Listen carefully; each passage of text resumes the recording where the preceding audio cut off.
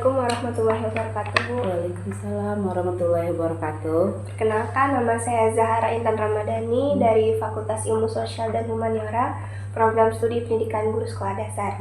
Di sini saya ingin meminta izin untuk mewawancara Ibu. Apakah Ibu mengizinkan? Boleh, silakan. Baik, terima kasih atas izin dari Ibu. Baik, di sini saya sedang berbicara dengan Ibu. Nama Ibu Ronawi Gestari, Sarjana Pendidikan Agama Islam. Saat ini sedang mengajar di sekolah mana? Ibu mengajar di SD Negeri 10 Kota Lubuk Linggau. Ibu lebih kurang lama mengajar itu lebih kurang 20 tahun. Ibu menempuh pendidikan perkuliahan di mana? Kalau menempuh perkuliahan di Lubuk Linggau, di STAIS, jurusan Tarbiyah Pendidikan Agama Islam di Lubuk Linggau. Apakah yang Ibu bisa bagikan tentang kurikulum Merdeka?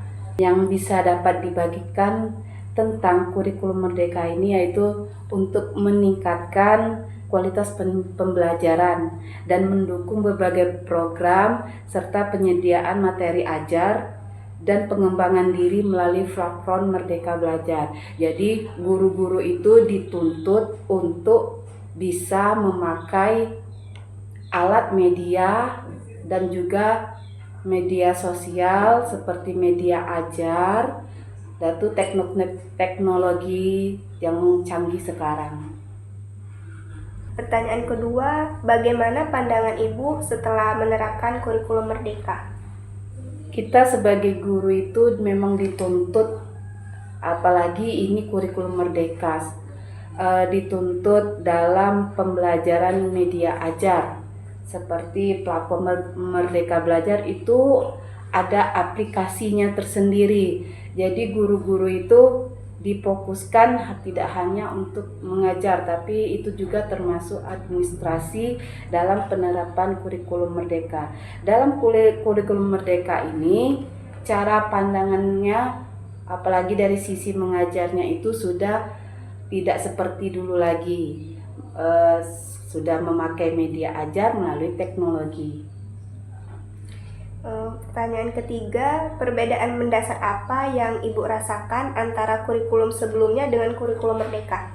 Kalau kurikulum sebelumnya itu ada yang namanya KTSP. KTSP itu di tahun 2000, kalau tidak salah 2008 apa itu. Nah, KTSP itu hanya kurikulum yang mencakup tentang pembelajaran. Nah, kalau kurikulum Merdeka ini seluruh media-media ajar sudah tertera di dalam itu, seperti media ajar yang berbasis teknologi. Pertanyaan keempat, apakah yang Ibu sukai dari implementasi kurikulum Merdeka? Ini ada dua. Yang pertama tantangan, yang kedua peluang. Kalau yang pertama tantangannya itu dari kesenjangan sumber daya antar sekolah. Itu tantangannya di implementasi kurikulum Merdeka. Maksudnya di sini tidak semua sekolah memiliki sumber daya manusia dan sarana prasarana yang lengkap, yaitu termasuk dengan 3T. Itu terdepan, terpencil, dan tertinggal. Nah, daerah yang 3T itu memang tidak sama dengan yang di kota. Nah, yang kedua tantangannya itu kesiapan dan kompetensi guru. Meskipun guru itu diberi kebebasan, banyak dari mereka yang belum siap dalam penggunaan teknologi atau pedagogis.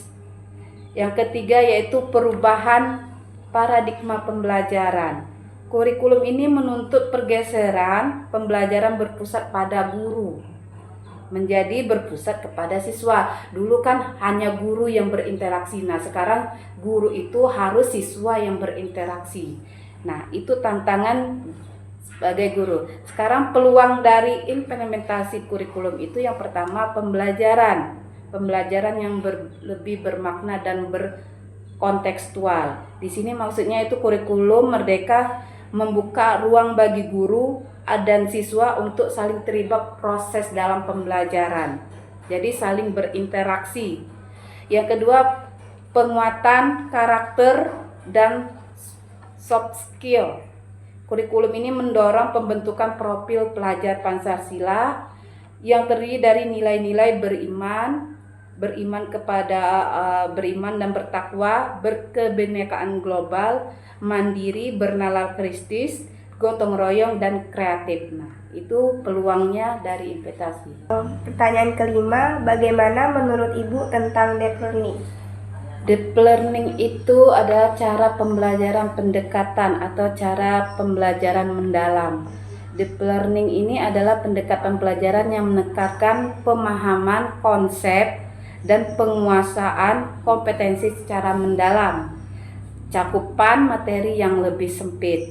Nah, dari dalam deep learning ini, siswa didorong untuk secara aktif terlibat dalam proses mengajar dan menyelami topik yang sedang dipelajarkan, sehingga ia dapat menjelajahi lebih dalam dan menikmati keindahan panorama dan topik tersebut. Jadi pendekatan pembelajaran deep learning ini adalah pendekatan yang berusaha untuk membahas materi-materi secara luas. Jadi dengan mengorbankan proses pemahaman dan peningkatan kompetensi para peserta didik, sehingga akhirnya terpaksa bisa menghafal tanpa memaknai dan menikmati proses pembelajaran. Di sini ada 3 elemen utama deep learning. Yang pertama itu meaningful learning. Nah, mindful learning itu adalah guru membantu siswa untuk mengaitkan konsep-konsep baru yang akan diajarkan dengan konsep sebelumnya. Yang misalnya untuk memperkenalkan penjumlahan pecahan, kita bisa mulai dengan penjumlahan benda-benda yang lebih konkret. Yang kedua yaitu mindful learning. Di sini kesadaran akan ada hal yang sudah dipahami atau dikuasai sebelumnya. Jadi kesadaran itu adalah proses pembelajaran yang sudah dijalani. Pertanyaan yang keenam, bagaimana menurut Ibu tentang 7 kebiasaan anak Indonesia hebat? 7 kebiasaan anak Indonesia hebat itu kan sudah diberitahukan oleh Pak Menteri, harus dibiasakan untuk dalam kehidupan sehari-hari. Yang pertama yaitu kebiasaan bangun pagi. Nah, bangun pagi itu anak harus bangun pagi pas waktu sholat tiba. Yang kedua, makanan bergizi. Makanan bergizi sudah diterapkan oleh Bapak kita Prabowo, sekarang sudah terlaksana. Pagi beribadah itu anak dianjurkan untuk beribadah sebelum berangkat ke sekolah. Sudah itu berolahraga rutin. Kalau di sekolah itu setiap hari Jumat sekali, tetapi di sekolah itu diadakan seminggu 2 kali, yaitu Selasa sama Kamis. Yang ketiga yaitu makanan bergizi tadi. Yang keempat, gemar belajar. Gemar belajar itu memang diterapkan di sekolah, harus. Yang kelima, bermasyarakat. Siswa disuruh bermasyarakat agar bisa mengetahui dan berinteraksi langsung ke masyarakat. Yang ketiga itu, yang terakhir, tidur cepat. Jadi minimal siswa itu, apalagi SD, minimal tidurnya itu jam 9 malam. Pertanyaan yang ketujuh, apakah Ibu terlibat pada kelompok belajar atau organisasi belajar seperti GSM, Gerakan Sekolah Menyenangkan, atau BGBL, Bantuan Guru Belajar Lagi, atau SGI, Sekolah Guru Indonesia, atau organisasi lainnya? Di sini Ibu terlibat dalam anggota KKG, yaitu kelompok kerja guru. Dan di sekolah juga ada Kombel, kelompok belajar guru. Jadi Kombel itu dilaksanakan di sekolah untuk para guru-guru yang ada di sekolah itu tertentu minimal 1 bulan sekali. Pertanyaan ke-8, menurut Ibu seberapa penting bagi seorang guru dalam membaca hasil penelitian, novel, komik, atau untuk mendukung profesionalitasnya? sangat penting. Membaca itu adalah utama dalam jembatan untuk menuju kesuksesan. Jadi kalau di sini menurut Ibu, membaca itu sangat penting untuk mendukung profesionalitas siswa. Pertanyaan ke-9, menurut Ibu seberapa penting bagi seorang guru dalam menulis buku, artikel, tulisan ilmiah di media digital?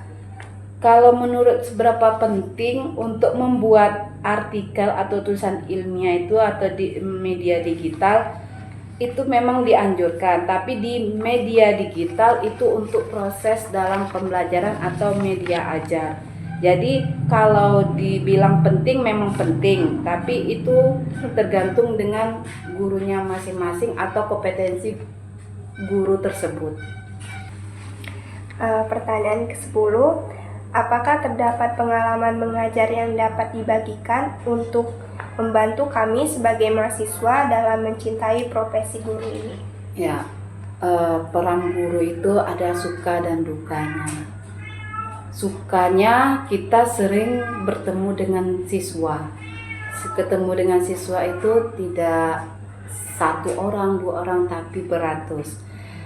Di dalam sukanya itu kita sebagai guru ini yang pertama itu bertambah ilmu, bertambah pengetahuan. Jadi guru itu bukan sekedar untuk memberi informasi, tetapi untuk menjalankan fasilitator sebagai mana siswa belajar. Jadi guru itu ibarat perantara untuk siswa agar siswa itu bisa belajar semaksimal mungkin di sekolah dari pagi menjelang setengah hari. Nah, dalam sukanya ini kita ini bisa menjadi sahabat bagi siswa. Karena apa? Di rumah belum tentu siswa itu langsung berinteraksi langsung dengan orang tuanya. Entah dia malu bercurhat dengan orang tua, lalu dengan menyampaikan dengan guru dia bisa mencari solusi atau informasi yang belum dia ketahui. Dan kalau dukanya itu jika siswa nakal, sudah itu 2 malas belajar. Nah, apalagi itu tantangan bagi kita sebagai seorang guru. Siswa itu nakal karena apa? Siswa itu malas karena apa? Itu pasti ada sebab dan akibatnya. Jadi kita, apalagi ibu sudah 20 tahun mengajar, itu sudah mengalami asam garam selama perjalanan menjadi guru. Jadi tiap-tiap kurikulum itu perubahan, ibu tahu juga. Jadi setiap anak itu berbeda karakter. Jadi karakter anak itu harus kita pelajari, apalagi kita setiap hari ketemu, setiap hari tatap muka. Jadi ada suka dan duka. Jadi kalau Ananda mau jadi guru, jadi lihat dulu dukanya, jangan lihat dulu dari sukanya. Gimana aku bisa apalagi anak SD nih, anak SD ini tantangannya lebih berat atau lebih kuat, apalagi di kelas 1 itu. Di kelas 1 itu merasa dia masih terbawa-bawa TK. Jadi kalau dari kelas 1, kelas 2, kelas 3 itu perlu bimbingan ekstra. Kelas 4, kelas 5, kelas 6 itu sudah bisa diajak bekerja sama. Nah, jadi untuk Ananda mau jadi guru nantinya dilihat dari dukanya dulu. Jadi kalau sudah menikmati duka, nanti baru kita bisa memproses ke sukanya. Pasti oh gini rasanya jadi guru. Pertanyaan yang ke-11, apakah terdapat buku yang dapat direkomendasikan untuk kami sebagai mahasiswa dalam menjalani pendidikan sehingga bisa menjadi guru yang bertanggung jawab? Buku. Jadi kalau masalah buku itu bisa semuanya dibaca, apalagi tentang cara mendidik siswa, cara mengajar yang baik, cara mengajar yang benar. Berarti tidak hanya satu buku, ada buku-buku yang lain yang bisa dibaca. Tetapi ibu belum tahu di sini buku apa yang untuk bisa dijalani dalam pendidikan keguruan. Tapi Ananda lebih baik cari buku yang tentang keguruan yang menghadapi siswanya bagaimana, tantangan menghadapi siswanya bagaimana, dan cara pembelajarannya bagaimana.